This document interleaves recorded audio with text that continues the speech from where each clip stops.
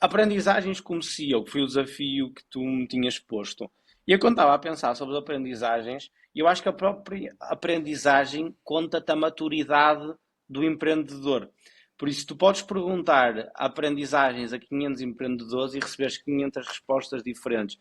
E mediante a aprendizagem, eu acho que consegues perceber o volume do negócio dele dentro de certos parâmetros. Não consegues ir, foram 7.2 com net profit mas eu acho que o nível de maturidade da aprendizagem vai-te dizer em que ponto do jogo é que ele está. Isso para mim é algo que eu tenho usado muito no dia a dia.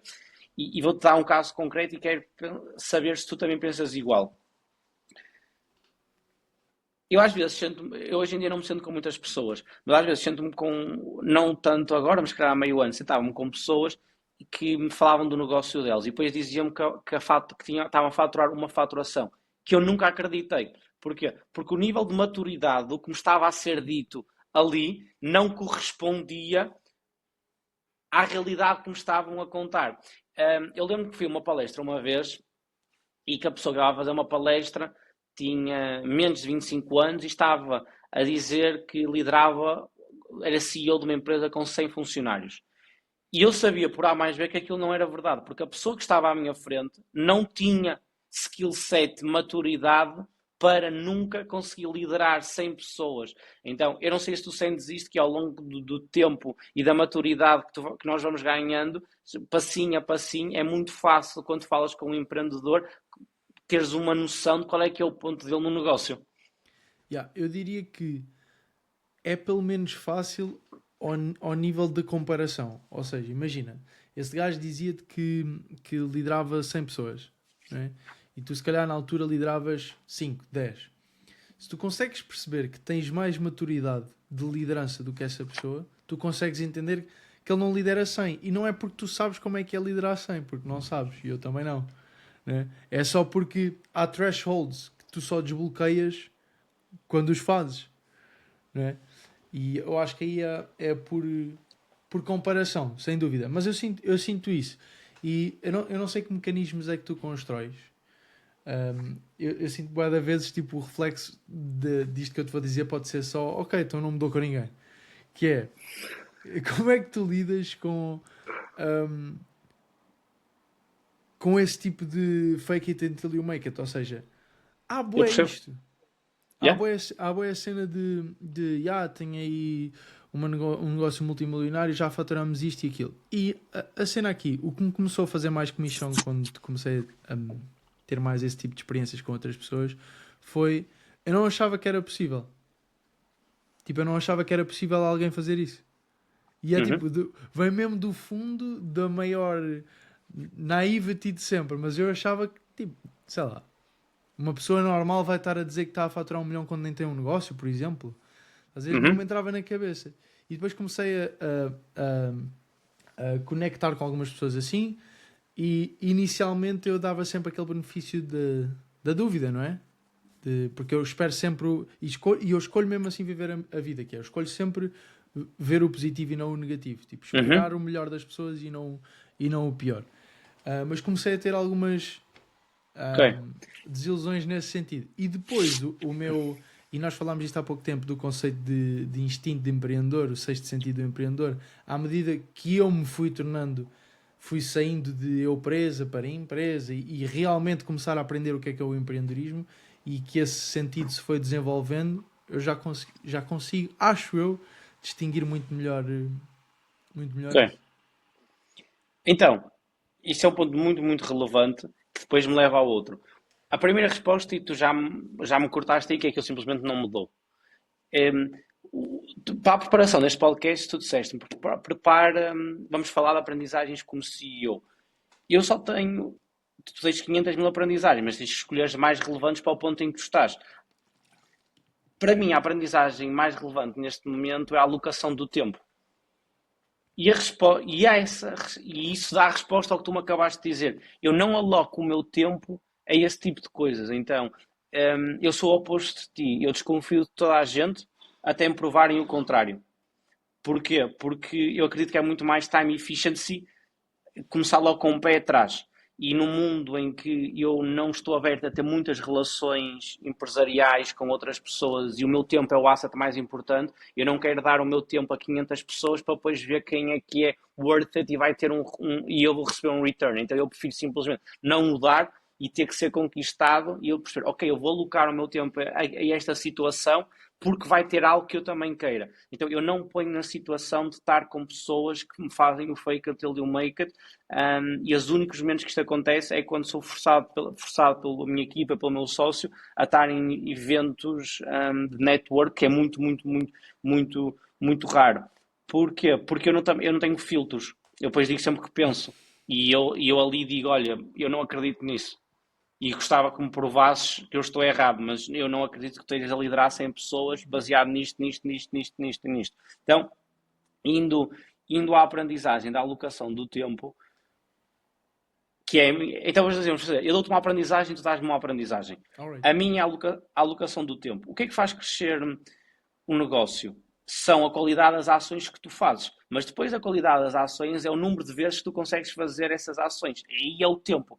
Nós todos trabalhamos muito, mas não é para eu trabalhar 14 horas e eu trabalhar 12 horas que eu vou ter mais sucesso do que tu, mas é a qualidade da ação que eu estou a fazer e depois quantas vezes é que eu consigo fazê-la. Então eu digo, mostra-me o teu calendário e eu consigo dizer-te com quanto sucesso ou não sucesso tu vais ter, ou que eu acredito que tu vais ter. Então, aprender a alocar o meu tempo ao que realmente produz retorno, ou que produz o máximo retorno, é a minha maior aprendizagem como CEO, porque primeiro eu começo comigo para depois formar a minha equipa para ter a mesma capacidade de analisar. E estendo um bocadinho mais sobre isso, também podes-me dar o cut quando tu quiseres, Pedro. Tu uma vez, quando estávamos a jantar, perguntaste-me como é que tu medes produtividade. E a minha visão como CEO é, eu não digo às pessoas o que é que elas têm que fazer. Eu gosto de, este é o ponto A e este é o ponto de sucesso. Vai criar. E em conjunto vamos descobrir e tu vais conseguir entender quais é que são as ações que produzem o maior retorno e vais cada vez aplicar mais essas horas todos os dias. Se eu não ensinar ou não formar as pessoas a pensarem pela própria cabeça, estarão sempre dependentes de mim de lhes dizer as ações. E eu não quero medir isso, eu não quero medir essa produtividade. Produtividade para mim é fazer mais do que produz retorno e menos do que não produz retorno. Mas se eu tenho uma organização, atualmente somos quase 15 pessoas, eu não consigo estar lá a medir o dia-a-dia de cada um. Então eu tenho que formar as pessoas para saberem como alocarem o seu tempo às ações mais vencedoras. Isto é um ever-going, é um ever-changing. Por exemplo, quando tu me convidaste para fazer isto, eu pus isto na minha balança, eu tenho uma equação de balança, que é o in e o out. E esta balança disse-me, ok, nesta fase era quase um 50-50 se eu fazer isto ou se não fazer isto. Não porque eu não gosto de o fazer, mas porque eu não faço o que gosto, eu faço o que tem que ser feito. E neste preciso momento, quando eu sei, ok, esta hora que eu não estou aqui contigo, que eu estou aqui contigo, eu não estou com a minha equipa contigo. Estamos os dois porque eu também aprendi imenso contigo, isto não é eu a dar. Não estou com a equipa, estou aqui. E o que é que vai fazer crescer mais o negócio? Ok, se for o outro sítio, eu tenho que estar no outro sítio, tenho que ter a capacidade de me cortar e não estar aqui. Para esta situação, eu fiz a equação e percebi que valia a pena e que eu queria fazer. Mas muitas vezes corto coisas que gostava de fazer, que vai à aprendizagem de aprender aonde alocar o tempo. Não sei se é algo que tu sejas tão extremista ou não extremista, ou como é que tu vês a alocação do teu tempo. Eu acho que não sou tão extremista como tu, mas eu valorizo muito o meu tempo, sem dúvida. E na verdade, eu acho que tu tens uma ideia errada sobre mim no que toca a networking. Eu não estou muito presente e não me dou assim com tantas pessoas. Eu estou muito mais vezes isolado do que acompanhado. E por acaso não tenho muito essa cena. Inclusive, se há momento em que eu me sinto fora d'água, é se estiver num contexto com muitas pessoas e tiver de me ir introduzir e falar com as pessoas. Eu aí tenho uma perspectiva de inbound. Se eu estiver num sítio e vierem falar comigo, tranquilo, mas eu não... A não ser que seja uma pessoa que eu queira mesmo falar, eu não vou.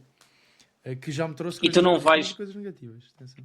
Mas tu não te colocas nesses momentos de networking porque não gostas ou porque olhas como uma má alocação do teu tempo, ou então eu faço-te a pergunta do contrário, que é, Uhum. aonde é que tu alocas o teu tempo atualmente como CEO para garantir que a tua organização cresce da maneira mais eficiente possível? Ok, respondendo à primeira parte da pergunta, eu não vou porque não gosto, maioritariamente, e porque sinto que o benefício marginal de ir a um desses eventos não é maior por eu ir a mais. Há um sweet spot. Imagina Uhum, que há 10 eventos desses por ano. Se eu for a um ou dois, eu tenho exatamente o mesmo benefício, mas em muito menos tempo. uhum, Porque uhum. daí para a frente, até num mercado tão pequeno como o nosso, tu acabas por ver as mesmas pessoas e, aliás, eu falei com isto na semana passada com o Fábio e o Igor, quando ele se estava a despedir de vocês. Falámos exatamente disto, em que eu estava a explicar. Tipo, eu tomei a decisão de não ir a este evento, ele por acaso também não ia, porque isto, que era exatamente esta cena deste conceito do benefício marginal de eventos presenciais. Uhum. Se 80% das pessoas ou 50% das pessoas que tu vais encontrar são repetidas em cada um desses eventos, então tu consegues ter o mesmo benefício em muito menos momentos. That's one. A segunda parte da tua pergunta, que é onde é que eu aloco o meu tempo hoje como CEO, certo? Ou como é que tu, antes de onde é que o alocas, é como é que decides aonde o alocar, porque tu podes dizer que eu aloco porque simplesmente aloco. Eu gostava de saber qual é que é a tua linha de pensamento para dizer vou alocá-lo aqui. Ok. Eu vou explicar isso com aquilo que será a minha primeira aprendizagem como CEO no último ano.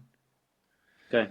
Que advém de uma história que vai demonstrar dois momentos diferentes da minha maturidade, eu acho, como CEO. E depois respondo também à tua pergunta, que é... Eu ouvi hoje... Estava a ouvir um podcast e ouvi uns gajos a contarem uma experiência que até é comum fazerem, que é...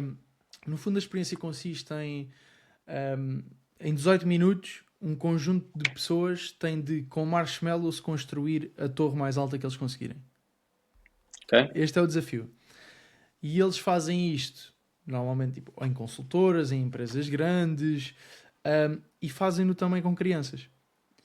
E o que os números desta experiência demonstram é que, por norma, em média, as crianças outperform, têm performances melhor, constroem torres mais altas em 18 minutos de marshmallows do que profissionais, engenheiros, empreendedores, CEOs e etc. Porquê? Ok? E este foi o primeiro estágio, eu acho, da minha aprendizagem, que é a base, é a layer inicial desta experiência, eu acho, ou da minha interpretação desta experiência, que é os adultos ficam para trás porque passam os 5, 6, 7 primeiros minutos a pensar como é que vão fazer, como é que vão construir a melhor estrutura e a planear e só depois a executar. As crianças conseguem uma melhor estrutura, porque isto está limitado no tempo, são só 18 minutos e eles só começam a fazer Trial and tudo. error. Yeah. Trial and error. Exatamente, é Ok? tipo, simplesmente não perdem muito tempo a planear e fazem. É tipo, learn by doing. E a minha primeira fase de CEO foi isto, que foi, para que este planear? Temos é que executar mais, fazer e depois ajustas, bora, let's go. E depois tive a minha segunda fase, mais recente, que foi eu entender porque é que essa não era a melhor opção. Porque por algum motivo a nossa intuição diz é estranho as crianças ganharem aos adultos. E eu acho que a nossa Uhum. intuição não está errada aí. Que é, isto só faz sentido, ou a moral da história só é as crianças como estão a fazer sem pensar e a planear é que é bom, porque isto está limitado no tempo. E nós não estamos a construir um negócio para 18 minutos, para ver o quão alto é que ele Uhum. cresce em 18 minutos. Porque se não houvesse limite de tempo, os adultos, neste caso, que passavam tempo a planear a base e a construir coisas mais sólidas e etc., se o exercício fosse 30 minutos ou uma hora, eu tenho a certeza absoluta que eles iam construir uma torre muito mais alta do que as crianças. Porque os das Mas o crianças que têm tu um tiras limite. daqui, mas o que tu estás a tirar aqui é a velocidade de implementação, certo? É o que me estás a falar, é a velocidade de Não, não, implementação. não, não. Não. não. Eu estou a realçar a importância de, mesmo que no curto prazo nós tenhamos aquele impulso de temos é que fazer, é importante e não podemos ter medo de investir tempo no planeamento, na Ah, forma ok, como boa. o quão largo nós vamos construir a nossa base. Vai ditar o quão alto ela será. Yeah, yeah. E depois sim executar como tem que ser feito. E eu acho que nisso tu és muito mais. Tu és muito melhor CEO do que eu nesse sentido, no imprimir de velocidade de implementação, no fazer, no executar. Eu já aprendi imenso contigo nesse sentido. Mas, mas é isto, foi um bocado entender que CEO também é trazer este balanço. Tu és o Ok? responsável por pensar qual é que vai ser a estrutura, qual é que vai ser o caminho Uhum. e depois Ok, imprimir a então, velocidade de implementação. sobre isso, eu acho que há dois momentos num negócio. Ainda fiz um story sobre isto ontem que estava a refletir. E por acaso não tenho refletido muito sobre as coisas, é mais executá-las. Um, os dois momentos num negócio, para mim, existe o primeiro momento, Pedro, em que tu estás no ponto A e queres ir para o ponto. Estás no nível 1 e queres ir para o nível 2 e não tens clareza de como ir para o nível 2. Porque se tivesse, já estavas lá. Então paras, analisas, procuras clareza, delineas um plano, mas depois disso estar feito, é só É seguir o executar, plano. executar, executar, executar, Yeah. executar. E tu passas do ponto 1 para o ponto 2. E quando chegas ao ponto 2, voltas a não ter clareza sobre o teu negócio. Porquê? Porque acabaste de atingir um nível novo. Se tu tiveres clareza no negócio e quando passas de um ponto de um nível para o outro, é porque os níveis não são muito grandes. Quer dizer que o Uhum. negócio não está a crescer à velocidade que ele realmente estava a crescer. Eu senti isto agora quando nós estamos no terceiro ou no quarto mês consecutivo em que estamos a faturar mais de 100 mil euros por mês. E estamos a preparar o 2025 com muitas contratações. E eu estava a falar com o meu departamento de recursos humanos. E o meu departamento de recursos humanos, que são umas máquinas, by the way, HR, estava-me a dizer: Ok, Pulo, e daqui a 3 anos, qual é que é a progressão de carreira para esta posição, esta posição, esta posição? E eu estava a falar com o meu head of HR e disse assim ao Rodrigo: Rodrigo, eu não sei isso. E ele disse: Mas é a tua função como CEO saber. Eu disse-lhe: Não. Porquê? Porque o nível de crescimento é tão grande que é humanamente impossível eu conseguir, vírgula por vírgula, dizer-te qual é que é a progressão de crescimento de carreira desta posição, porque eu daqui a 3 anos não sei se vai ser ao quadrado ou ao retângulo. Eu só sei que estou aqui e que daqui a 30 anos vou estar aqui. E que daqui a 5 anos vou estar aqui e sei que alguns vamos estar nesta direção. Agora, conseguir tangibilizar o processo de crescimento não é possível. E então, isto leva-me muito à não necessidade que eu tenho de ter essa clareza ao pormenor. Eu não tenho essa clareza ao pormenor. Uhum. Hoje, esta semana, nós estamos a reconstruir a pirâmide hierárquica da empresa com as 15 pessoas. Eu há 3 meses não tinha a capacidade de saber que a pirâmide ia mudar desta maneira, mas sabia, com a implementação que estamos a fazer e com o crescimento passado do nível 1 para o 2, para o 3, para o 4, que a certa altura isto ia ter que acontecer. Então, eu estou numa fase em que não tenho a clareza, estou a juntar a clareza para, no próximo ano, arrancar para um nível diferente. E é assim que eu penso, venças o que eu pensava anteriormente, que eu preciso saber sempre ter a Uhum. clareza toda. Tu só tens, a Amazon consegue pensar 2 anos à frente. Eles fazem projeções de investimentos, de quarters, 2 anos à frente. Ok, mas eles têm 20 e tal anos de track record, de crescimentos deste tamanho. E eles já não estão num crescimento assim, Yeah. já estão num crescimento Já estou assim. numa E fase quando tu estás madura no num, mercado. Exatamente, então quando tu estás numa fase inicial de crescimento, e para mim eu acho que é, não sei quando é que isto para, mas pelo menos até aos 10 milhões eu acho que vai ser sempre assim, mas acho que há uma barreira muito grande e entre quando tens uma estrutura para 1 milhão, porque a estrutura para 1 milhão é a estrutura tipo para os 2, 3, mas quando tens a estrutura para os 2, 3 eu acho que tens a estrutura para os 10, give or take. Então, sobre a implementação, é isso. Eu não penso muito, eu delineo o projeto, delineo o plano com a equipa e depois é só executar. E quando é executar, sou extremista com a minha alocação de tempo.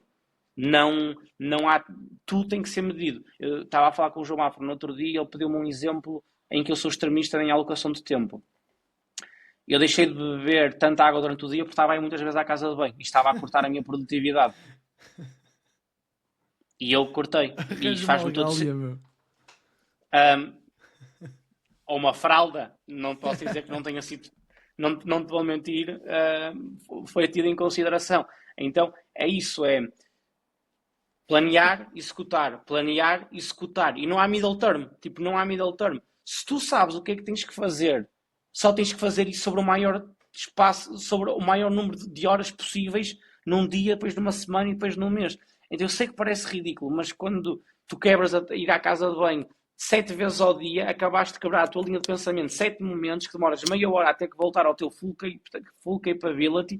Então é assim que eu penso. Eu concordo com tudo o que estás a dizer, mas acredito que ainda seja, para mim, o que funciona é Uhum. delinear o plano, executar, executar, executar, executar. E eu acho que o que eu conheço que ti, e era o que estava a dizer, que tu fazes o plano, mas depois a execução não é à velocidade que tem de ser mediante o ponto de sucesso de cada empresa, que eu depois também acho que a velocidade de implementação tem que ver com alto tu queres que a pirâmide vá. Yeah. Sem dúvida, sem dúvida. No fundo é isso, é tipo ter um tempo para pensar a base da pirâmide e depois, sabendo que aquela é a base e que vamos construir a partir daí, é construir o mais rápido possível. E eu acho E que. sobre pensar, desculpa, dá-lhe. Não, não, dá-lhe. Dá-lhe, dá-lhe, dá-lhe, dá-lhe. Sobre pensar, eu gostava de saber, porque alguém que nos esteja a ouvir, nós não estamos a ir minimamente ao detalhe do que é que pensamos, Uhum. ok? Então, eu gostava de saber, e eu vou te dizer o que é que eu penso, que me leva à aprendizagem em dois, que é, no meu caso, é resolver as vendas e depois o resto vem por acréscimo. Eu resolvo só as vendas. Vendas, vendas, vendas, vendas. Então, por exemplo, a Scalabs foi de 0 ao 1 milhão em ano e pouco porque resolveu as vendas. E agora as vendas estão bem resolvidas que eu tive que parar a aquisição de clientes durante um mês para fazer crescer a equipa de Service Delivery. E o que eu disse à minha equipa foi, ok, agora bora às vendas, voltamos a arrebentar e depois eu volto a contratar mais. Então, a minha linha de pensamento é sempre, se isto é o avião, o take-off, sobretudo numa fase inicial, no primeiro ano, segundo ano, 3 anos, em que estás a criar cash flow, tem que ser as vendas. Porque sem essas vendas, o resto é só imaginação. Yeah. Quero ter uma equipa de 40 pessoas e ter isto. Ok, como é que lhes pagas? E como é que vais fazer isso acontecer? Com vendas. Então, as vendas dão-te a gasolina para crescer. Eu, quando não tinha vendas, não havia qualquer tipo de planeamento, Pedro. Era só eu e o Pietro, na altura mais uma ou duas pessoas, todos os dias, não havia mais nada que não fosse vendas. Era 99% do dia, era pensado a vender, vender, vender, vender.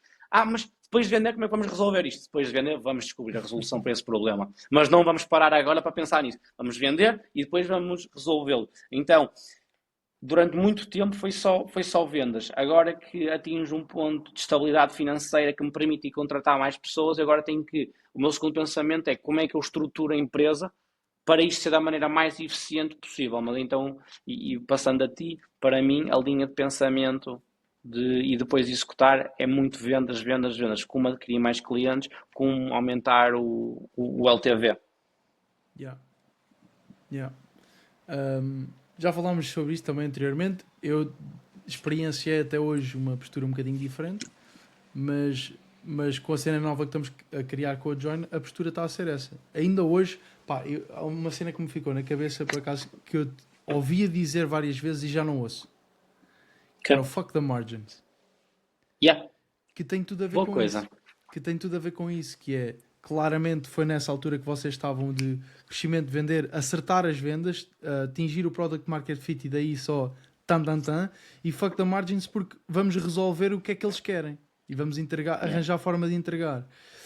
E ainda hoje tive dia de one-on-ones com a malta toda. Ainda hoje eu estava a falar sobre isto, malta. O plano agora com a Join é vamos vender no último trimestre deste ano, atingir estes determinados objetivos e não interessa, pelo menos até 2025, se isto é lucrativo ou não, ou o quão lucrativo é. Uhum. É Uhum. vender e depois eu vou, como CEO, fazer a primeira parte da análise e eu vou presencialmente ao negócio porque eu quero sentir e quero apalpar o que é que este nível de empresas precisa. O que é que eles estão a falar enquanto eu estou a 10 metros. Eu preciso de Estás sentir a a tentar. energia.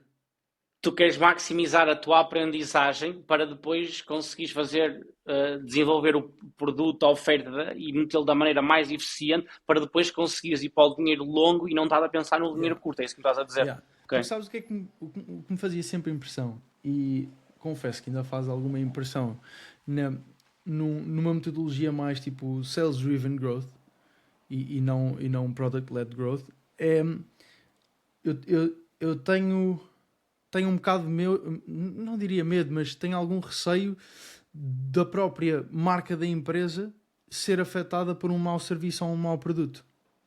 Uhum. E isso foi sempre o que me levou a ficar de pé atrás no momento de imprimir volume na parte das vendas. Isto mudou bastante nos últimos tempos. Mas esse foi sempre o Ok. meu receio. E a forma que eu encontrei de trabalhar isso foi de ouvir um público aqui atrás a dizer fuck the margins. Eu ouço a tua voz a dizer isto. E é bem engraçado porque tu já tiveste fases diferentes e tu fazes isso Uhum. intencionalmente, que eu percebo. Mas tu tens fases diferentes em que tu és bué de exaustivo a comunicar 10 palavras. Ou 3 frases. Bué de exaustivo. É isto, foco. Marathon, marathon, marathon. Fuck the margins. Estás a ver? E tu vais por fases. Isso reflete bué o Yeah. sítio em que tu estás como profissional e reflete o sítio em que a Scalab está. E eu percebo cada vez mais isso porque estou mais perto. Um, e eu entendi exatamente como é que vocês resolveram este meu receio de não prestar um bom serviço quando conseguisse vender, que é, pô, tu vais prestar um bom serviço de certeza, tens é que cagar para as margens no início. Exato. Um, um, Excelente análise. Nem eu tinha autorrefletido sobre isso, vou-te dizer, Pedro. Porquê? Porque no momento que o plano está traçado é tanta execução que não há assim o tempo de autorreflexão do que éramos há um ano atrás, há um meio ano atrás. Um, que foi mesmo isso, quando nós começámos a empresa, que me leva um bocado à terceira, a uma das aprendizagens que é. Eu acho que só existem dois dinheiros, o dinheiro curto e o dinheiro longo. Isso ou tu estás a jogar para um ou estás a jogar para o outro. Não consegues jogar para os dois ao mesmo tempo. Completamente impossível. E eu sempre pensei no dinheiro longo. Então, ao pensar no dinheiro longo, eu tenho que dizer fuck the margins. Então, quando começámos a Scale Labs, eu e o Pietro, nós fechámos o nosso primeiro cliente, 5.000 euros, e era só eu e o Pietro, com uma margem de 100%. E a primeira coisa que nós fizemos, a primeiríssima coisa foi contratar uma pessoa. Logo ali. Mal bateu o primeiro cheque, fomos contratar uma pessoa. E foi sempre assim. Mais pessoas, mais pessoas, mais pessoas. Eficiência, eficiência, eficiência, eficiência. Porquê? Porque nós estivemos sempre a jogar o long money. E ainda estamos a jogar hoje, estamos longe. Uhum. Porque o objetivo está a faturar 1 milhão, 2 milhões, 3 milhões, 5 milhões por mês. E tu não consegues estar a jogar para os dois jogos. E sobre o medo de, mas vou servir mal o cliente. Quanto mais rápido tu imprimes volume, mais rápido tu descobres a chave para o bom serviço. Uhum. Não é com tempo, é com tentativas. Não é por tu passares um ano e teres vendido o teu produto 2 vezes que tu consegues perceber o quão bom ele é. Se passar um mês e num mês tu vendes 500 do teu produto, tu tens 500 novos feedbacks para pedir e para recolher informação. Então ok, se eu Yeah, sei mas que... desculpa Olha, interromper, mas o receio foi não? sempre esse. Imagina que hoje tens a capacidade de servir. Nós temos os dois service-based businesses.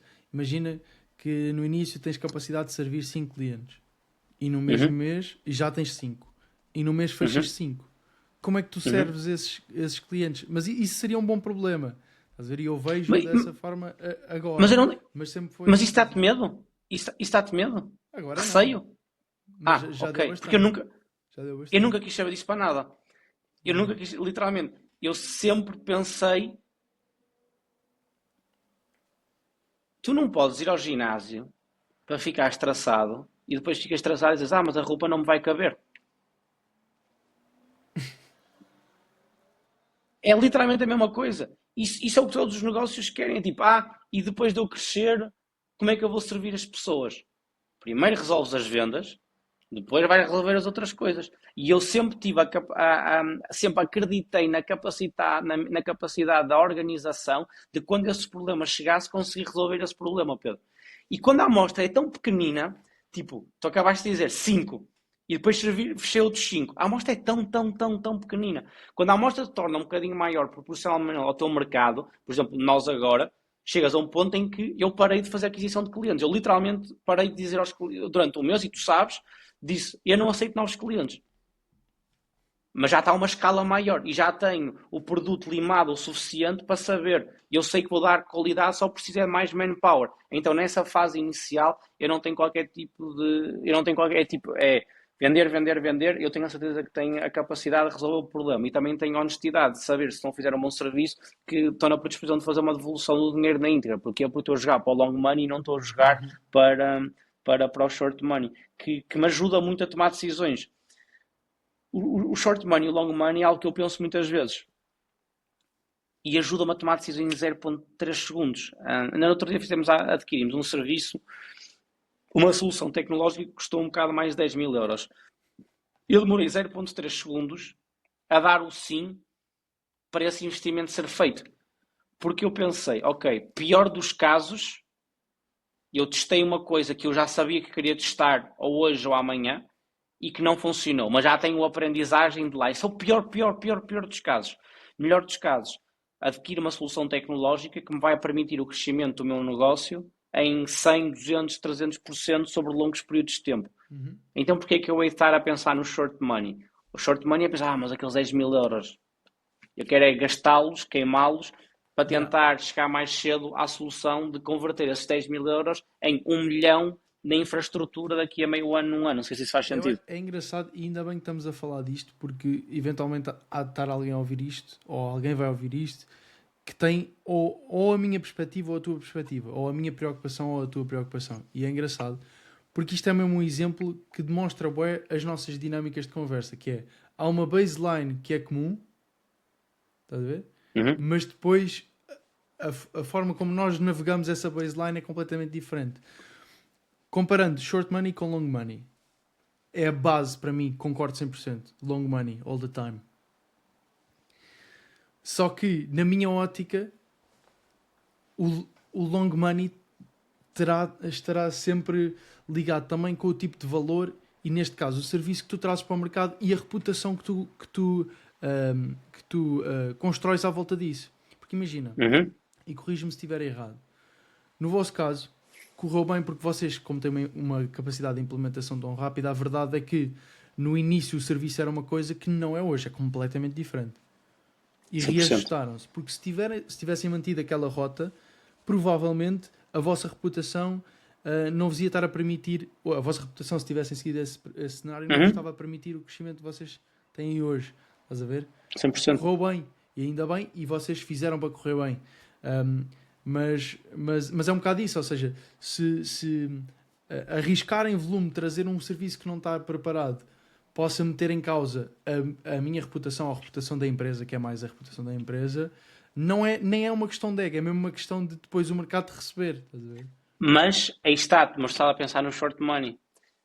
Porquê? Porque se tu pensares em 20 anos e tu disseres, eu sei que os meus primeiros 6 meses vão ser uma merda, porque não tem qualidade, mas sei que se imprimir volume suficiente no primeiro ano, e é um ano em que as coisas estão a correr sempre mal, e fogo também são conseguidos num ano que aquilo que pelo menos tem a qualidade do que tu estás a apresentar, acho que não vale a pena, mas num ano, ok, um ano correu mal, mas depois tens 19 anos com um produto de excelência, tu estás a ganhar. Então, mesmo a maneira como tu estás a olhar a dinâmica de o que é que as pessoas vão dizer de ti, eu vou sempre pensar no longo prazo. Ok, bora falar daqui a 30 anos.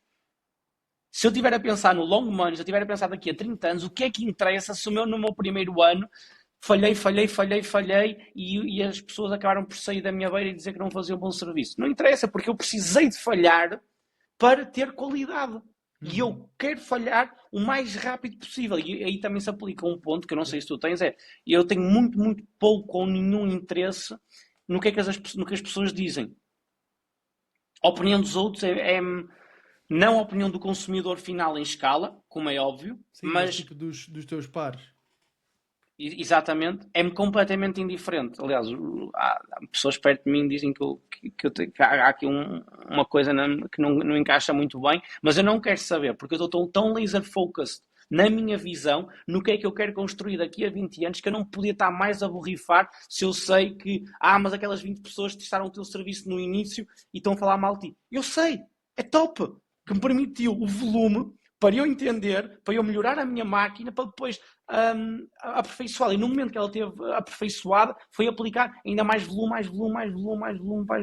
Por isso, mesmo pondo a reputação, se tu pensares no long run, eu não acho. Olha, uma comparação completamente alta. Por exemplo, o Celso Las Casas, o nome dele inicialmente também estava manchado. Mas sobre longos períodos de tempo, sobre longos períodos de tempo a fazer as coisas bem feitas, ele transformou o negativo num positivo. Então, mesmo aí, tem a ver com o time spam que tu estás a pensar numa coisa, Pedro. E eu já não penso em basicamente nada que não seja, pelo menos, de verdade, de coração, tipo a 5 anos. Se for tipo, ok, isto fazes hoje e o teu ganho é este amanhã, eu tenho que cortar. Eu estou a pensar 5 anos, 10 anos, 15 anos, 20 anos. Yeah. Ok, good. Tudo, eu penso sempre desta forma, tipo, toda a moeda tem duas faces, Ok? certo?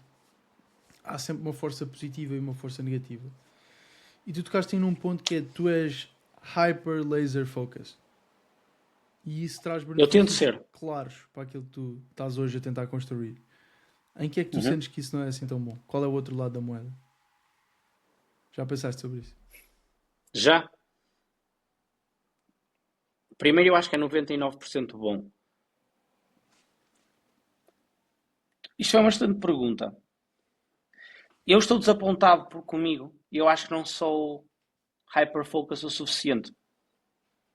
E esta semana apanhei-me a fazer uma coisa e a dizer-me: devias ter vergonha, como é que estava a fazer isso?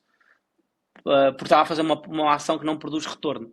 Então eu sinto é que não estou tipo, nem a 10% do hyperfocus que eu devia estar, que eu tenho que estar para estar alinhado com o meu nível de sucesso, com o meu ponto de sucesso.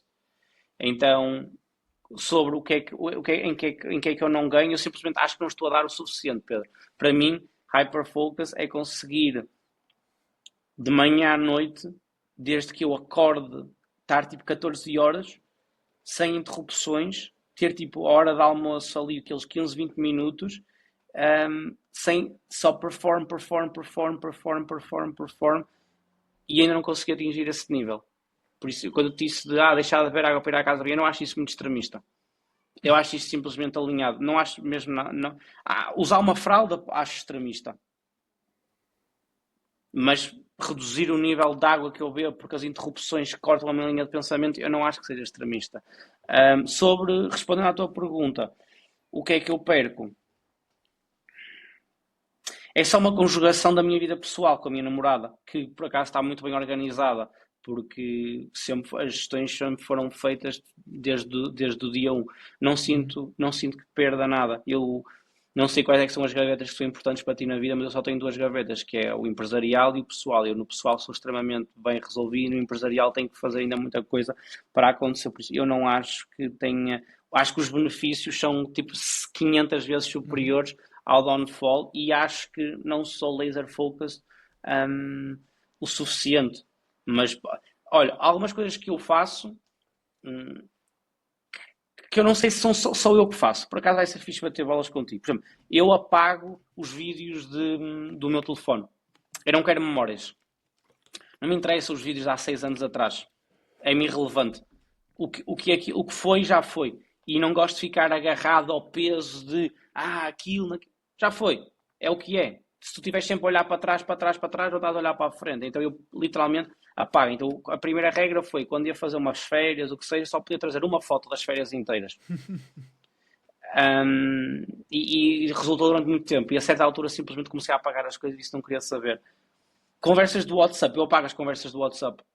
Hoje em dia quase ninguém tem o meu número já, mas para mim é peso. Eu não gosto das pessoas sempre a mandar mensagens de linha, eu não quero isto. Tipo, eu tiro as notificações, arquivo e depois tipo, eu não quero saber, não me quero lembrar disto. Apago, tipo, eu quero estar mesmo só laser focused naquelas 2, 3 coisas que eu faço todos os dias. Então, isso é uma das coisas que eu faço, é a questão das fotos. Por exemplo, não ouço música durante o dia de trabalho, porque eu penso, ok, se eu estou a ouvir música, podia estar a ouvir um podcast.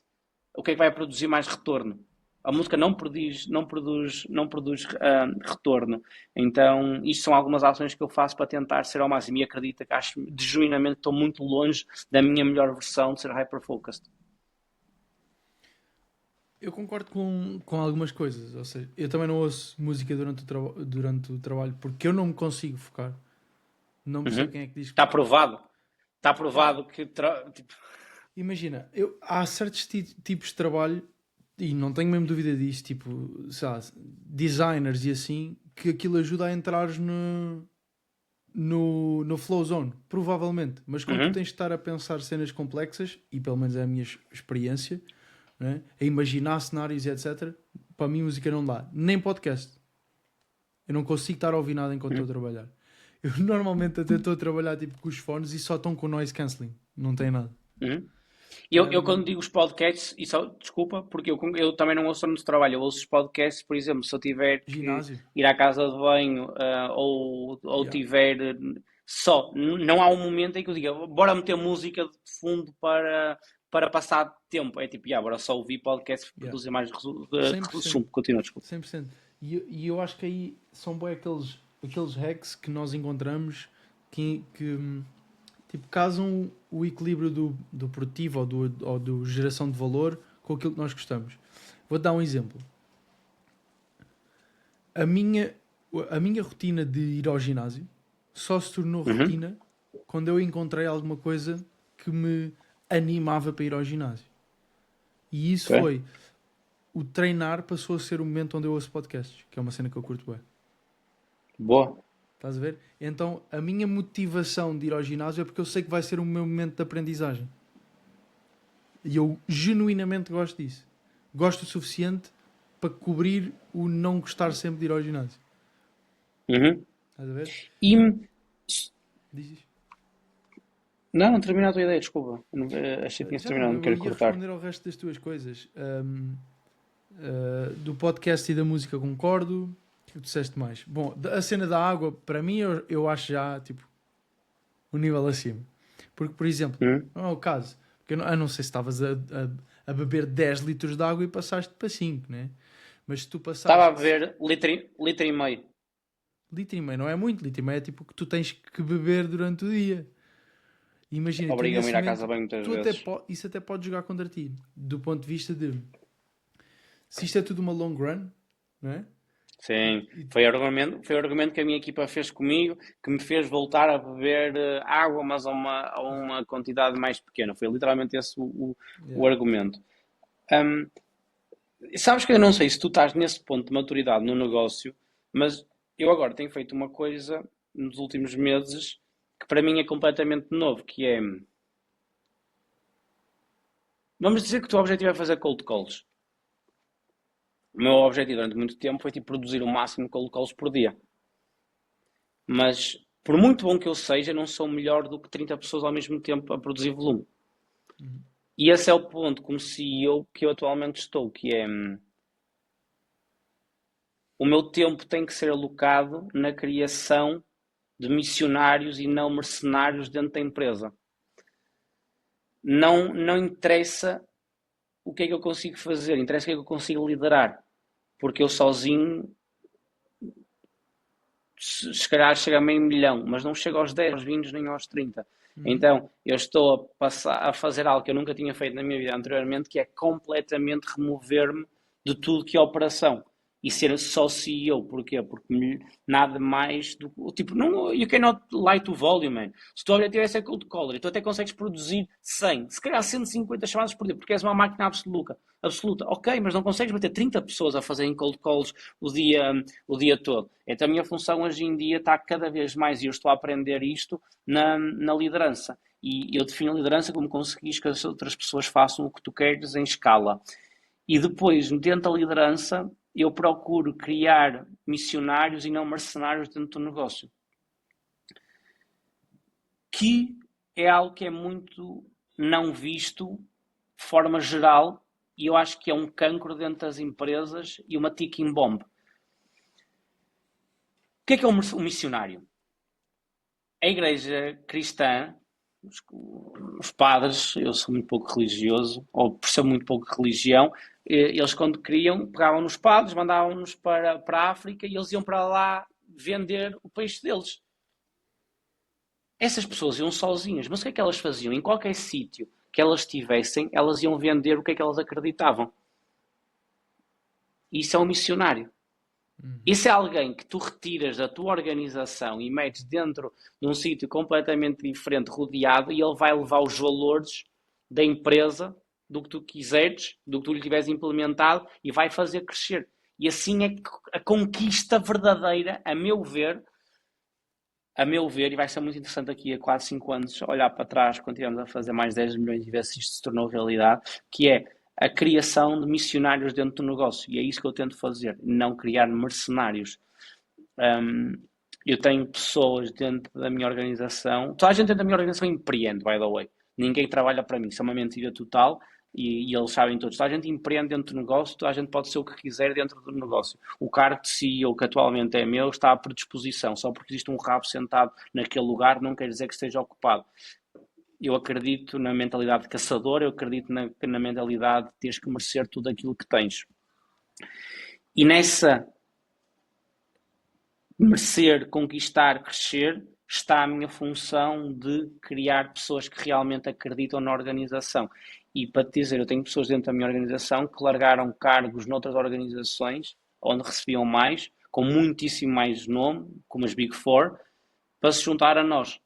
Porquê? Porque eu acreditar de uma missão, de um propósito, de ter uma razão pela qual estamos aqui.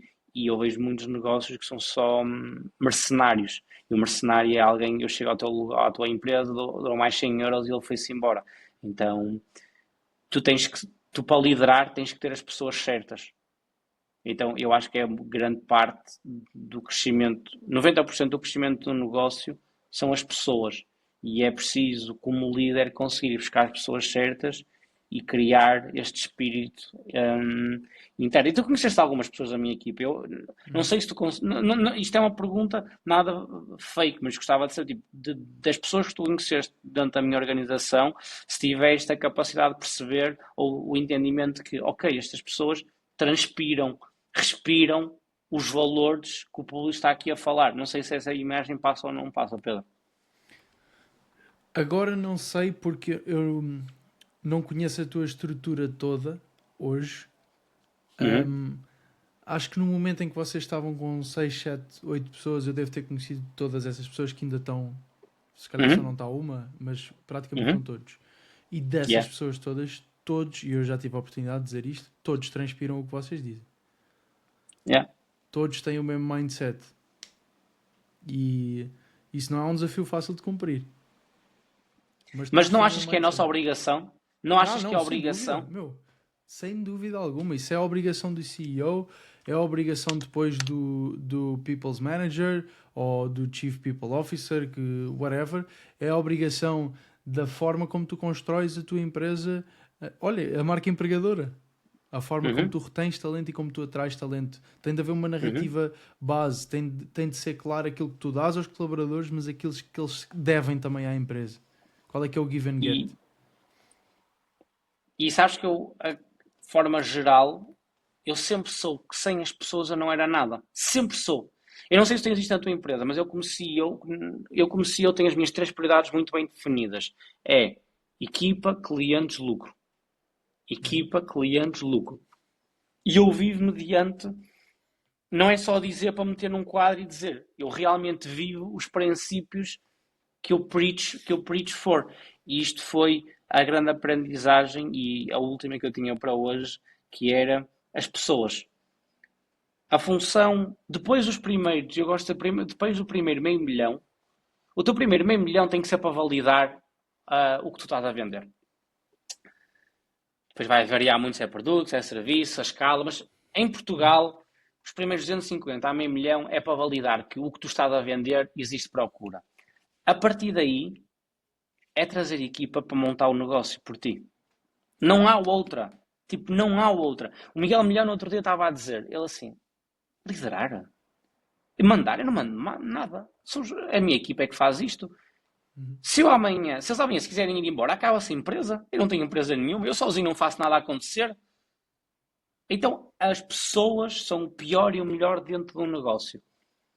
São o pior, são um asset, é o asset mais importante e a maior liability dentro do negócio. E toca a um líder conseguir transformar de uma liability num asset e proteger a cultura. Por exemplo, eu vou dizer como é que algumas das coisas que eu implemento para fazer isto acontecer e tu vais dizer como é que tu fazes a tua organização. A primeira é, eu tenho uma muito baixa ou nenhuma tolerância ao erro sistemático. Erraste, erro de aprendizagem, incrível, bora. Agora, sempre o mesmo erro, eu tenho muito pouca tolerância. E o segundo é, eu não permito que nada se ponha entre mim e a minha visão. E quando digo nada, realmente digo nada. Não há qualquer tipo de relação, não há qualquer tipo de afinidade que esteja entre mim e a missão e a visão que eu tenho para o negócio. Então, se alguém se junta a este barco, é para juntos remarmos para a visão. E se não tivermos a remar para a visão, estás a remar contra a visão. E eu não permito que isso aconteça. Então é gerir expectativas desde o dia 1, que é, porque isto também tem que ser justo, tens que explicar à pessoa de que estás à procura. Isto é o que eu estou à procura, isto é o que eu vou esperar de ti, o que é que tu esperas de mim? Ok? Vais ter este tempo, a partir daí temos que começar a entregar isto. E depois, se as expectativas forem bem geridas, mas não forem entregues, dar uma, duas processos de formação, mas se não der, é, é cortar. E se não tivermos aqui para vencermos todos, não vale a pena. Então, o que eu faço para conseguir procurar isto é, não tenho tolerância muito ao erro, que eu acho que eu vejo muitos clientes meus que têm isso, que é tipo, olha, Púlio, no outro dia aquele funcionário despediu-se, felizmente, fiquei mesmo contente. Se tu ficaste contente, porque é que tu não o despediste há 5 anos atrás? Mas custa-me e tenho que pagar uma indenização. Mas tu estás a pagar um imposto muitíssimo mais alto, que é o imposto do teu negócio, não estar a crescer durante estes tempos por teres isso a acontecer.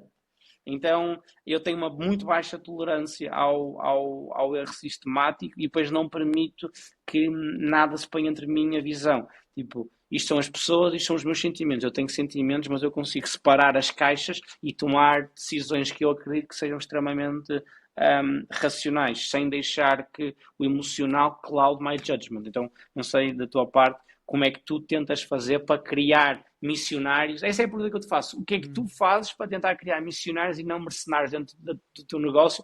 E se tu achas que, para além dos teus sócios, porque os sócios não contam, se tens missionários?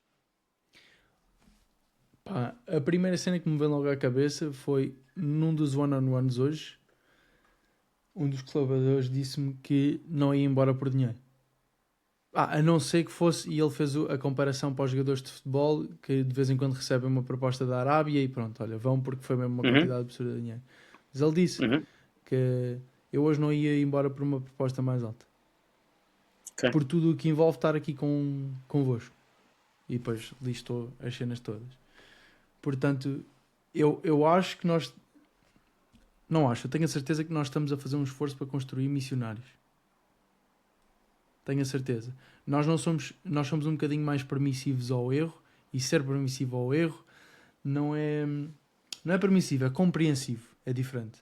Okay. E com isto eu não digo que isto é a República das Bananas, não é isso que eu estou a dizer. Mas não somos, se calhar, tão rígidos.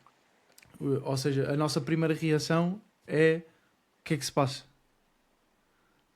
Não é o porquê que aconteceu. Primeiro é o que é que se passa. Estás a ver?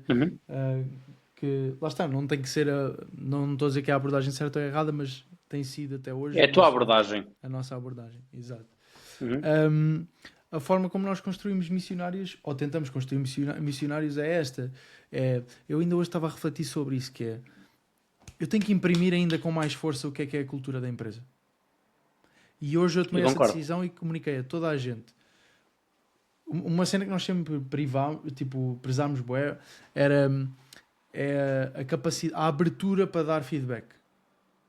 Toda a gente é suposto dar feedback a toda a gente. Seja mais abaixo, seja mais acima na hierarquia. Só que isto é fácil quando tu tens 3, 4, 5, 6 pessoas. Mas à medida que entram mais corpos na organização, isto torna-se mais complexo. Porque as pessoas deixam de dar o feedback honesto em todos os momentos, porque têm medo ou de como é que os colegas vão julgar, ou se vai haver algum tipo de consequência negativa.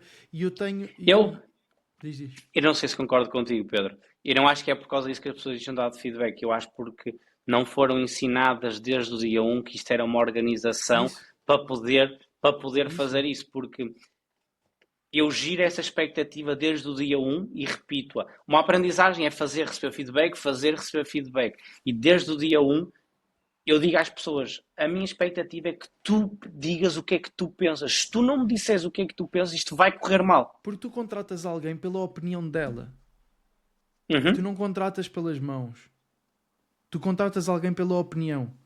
E Sobretudo um yeah, service-based yeah, company. yeah, exatamente. E aí é que está o valor da pessoa, é quando ela tem uma opinião e tem uma opinião valiosa e tem a coragem de o dizer. E nós queremos um ambiente em que não é preciso a parte da coragem, é que é só preciso a parte da opinião. Só que Uhum. o que nós começamos a entender, e eu acho que hoje nós temos uma cultura de abertura. O meu medo é do que vem daqui para a frente. Então eu hoje tomei a Quantos é que decisão e vocês disse: são? somos Quantos é que sete. vocês são agora, Pedro? Boa. Sete, sete, sete. Pronto, ia-te a dizer.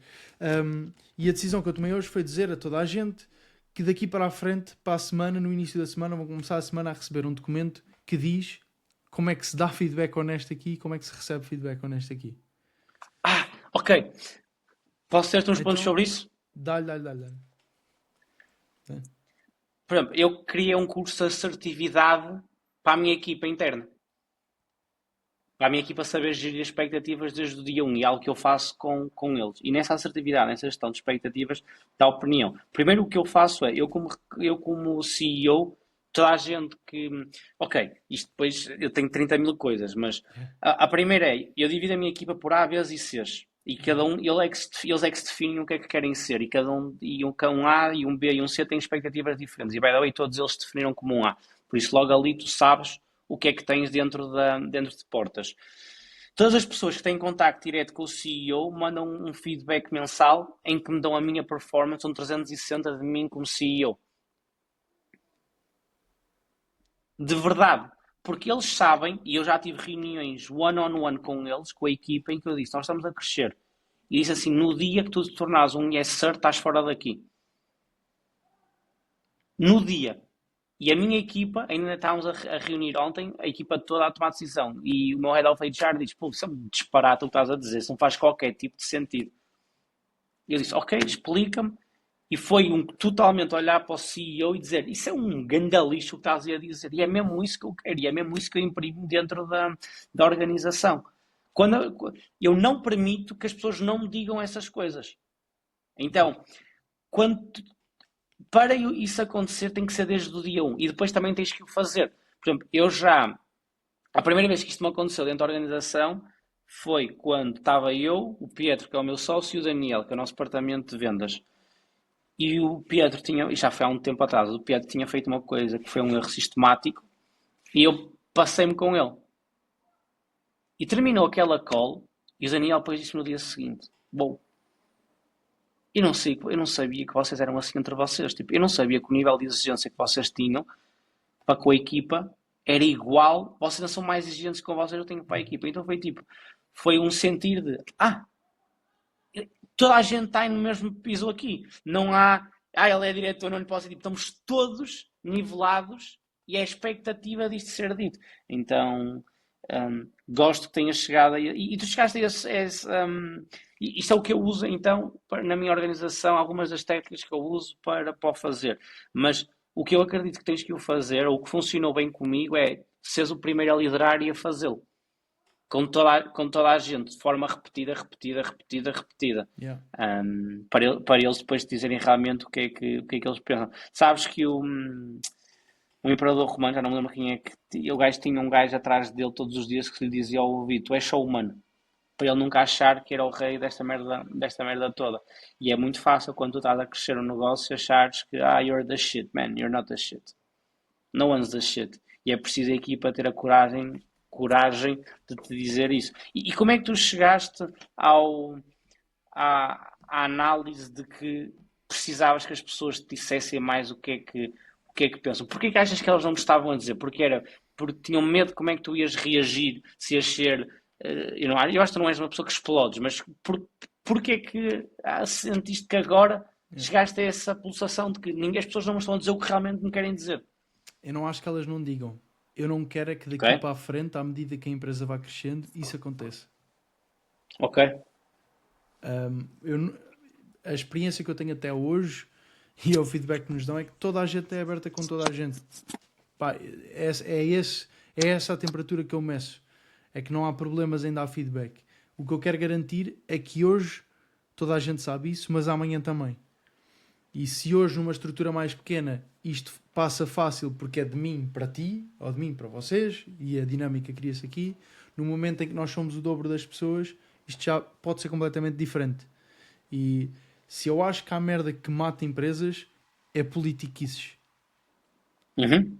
É as mesquinhices de depois as pessoas dentro da empresa, na própria estrutura, se começarem a virar umas com as outras e o outro diz isto nas costas, e, estás a ver? Eu não quero isso. E é um Ok. bocado jogar na prevenção. Eu tenho estado a ler este livro aqui, que é sobre um dos fundadores da Netflix, que se chama No Rules Rules, em que o livro é só explicar porque é que a Netflix teve sucesso. E é único e exclusivamente sobre a cultura deles, porque é o diferencial. E uma cena, Ok. bem, uma cena bem interessante que o gajo fala aqui é... O gajo chama-se Reed Hastings. O gajo foi um dos fundadores da Netflix e foi o CEO durante 20 anos, uma merda assim. Uhum. E o gajo diz uma cena interessante aqui, que é um dos pontos de... Também para fecharmos isto, um dos pontos de aprendizagem enquanto CEO que eu tive nos últimos tempos e que me revejo nesta história, que se chama o Start by Story Doing, Not by Storytelling. Uhum. E Liderar liderar pelas pelo exemplo. ações, exatamente, Yeah. e não pelo aquilo que tu dizes, ou só pelo aquilo que tu dizes. E basicamente o gajo estava a referir um dos pontos da cultura da Netflix que fez toda a diferença para eles começarem a atrair talento qualificado e o próprio talento que lá estava a produzir mais, foi dar-lhes tempo ilimitado de férias. Unlimited time. O que é que ele Uhum. entendeu? Que numa empresa que dependia também muito da criatividade, era nos tempos off que eles vinham com grandes ideias. Ok. Então o gajo deu tempo ilimitado de férias e isso é um dos grandes diferenciais que fez a Netflix ser o que é hoje e eles ainda têm essa política. Depois eles dão o exemplo de uma empresa mais pequena que fazia exatamente o mesmo, mas que não resultou. E tiveram isso durante Ok. uns anos e depois os próprios colaboradores votaram em tirar essa regra. Porquê? Porque enquanto na Netflix esse Reed, que era o CEO, tirava 6, 7 semanas off por ano, e o legal supostamente são 5 semanas nos Estados Unidos por ano, o gajo tirava 6, 7. O CEO da outra empresa tirava no máximo 2 semanas de férias por ano. E isso fazia com que os Uhum. colaboradores não tivessem confortáveis sequer a tirar aquilo que era o mínimo legal, que são as 5. Hum. Então, Mas não achas que isso também tem a ver com o facto de ser uma empresa criativa? Porque no momento que tu sabes o que é que tem que ser feito e estás com a alta produção de execução, quantos menos dias tu tiveres a fazê-lo, menos produtivo vais ser. não só necessariamente, eu acho que não tem a ver só com ser criativo. Eu já vi este exemplo de Unlimited Vacation Time também numa outra empresa. Por acaso eu não sei se era criativo ou não, eu acho que não era uma empresa conhecida. E o gajo diz que a partir do momento em que fez implementou essa medida, o pessoal tirava praticamente o mesmo tempo de férias, mas a produtividade subiu. Ok.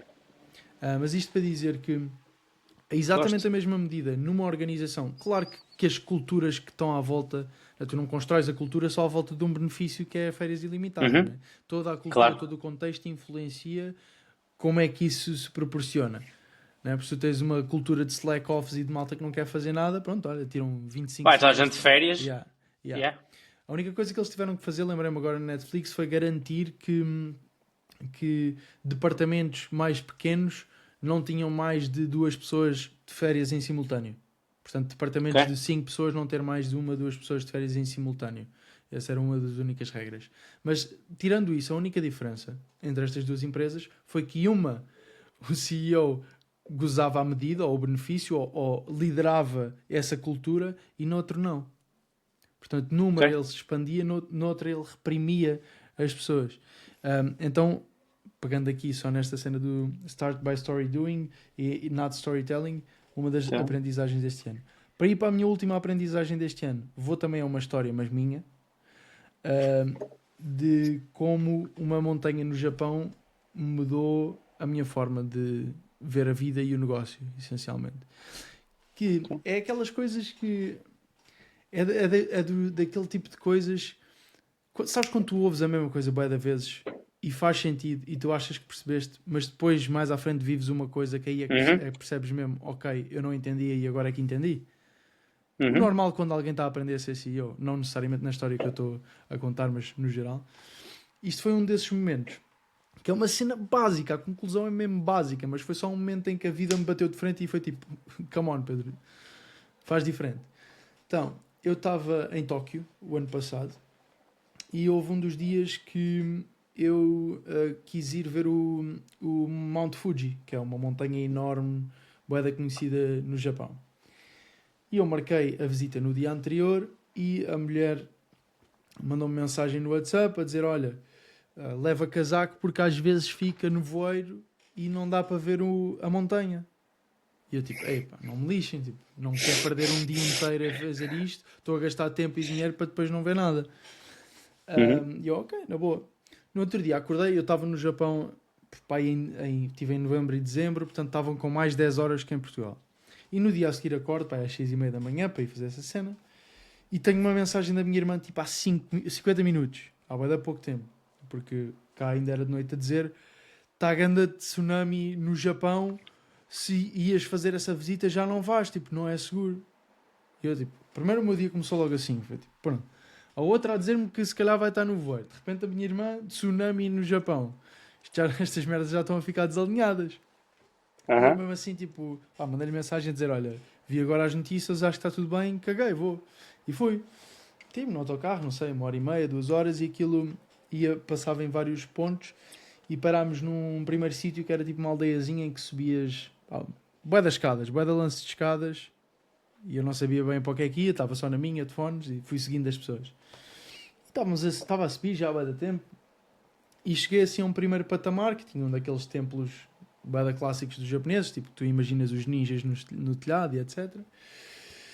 E eu tipo, ok, é isto. E pá, aquilo subi mais ou menos assim, virei à esquerda para esse templo e eu não tinha percebido que atrás de mim era o sítio onde ia estar a montanha.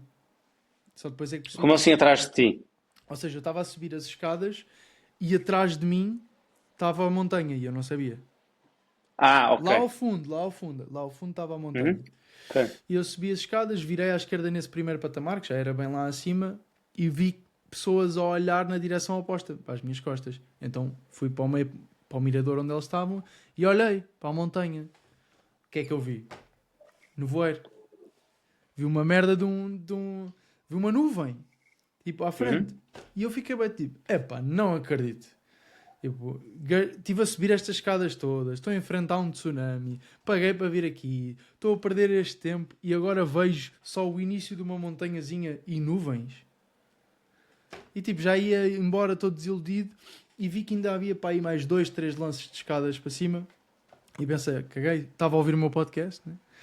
Uhum. Subi as escadas.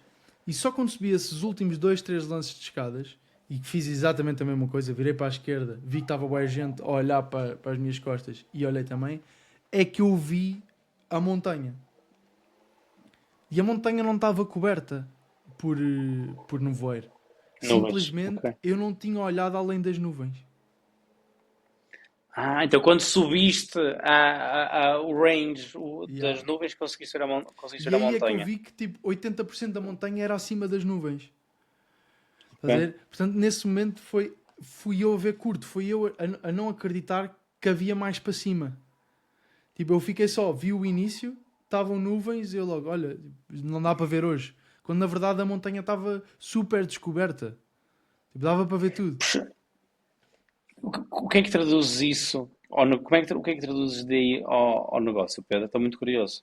Pá, a tradução daqui é o mais simples possível. Que lá está, é uma lição simples, mas é só um momento do mundo ou universo ou whatever a mostrar-te, tipo, a reforçar-te isso que é. Tens que olhar mais para cima. E Um, acreditar que há mais para cima do que só o que seria óbvio. Eu nunca pensei que aquilo continuasse depois das nuvens. Estás a ver?